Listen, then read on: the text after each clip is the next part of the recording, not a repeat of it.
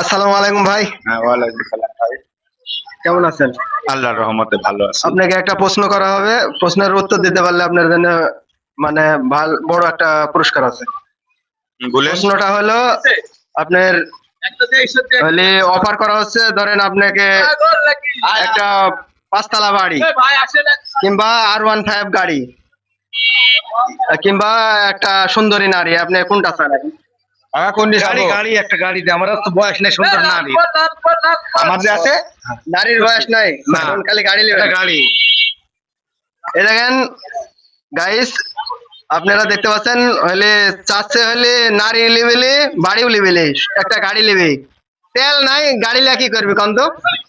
গাড়ি লিয়া তো ফেলা রাখবেন না, কয়দিন পর বিএনপি সরকার তেল নিয়ে আসবে। তাই তেল নাই গাড়ি লিয়া বাড়ি ফেলা রাখবি, কি পোকার পোকা দেখেন, রেখে দেন।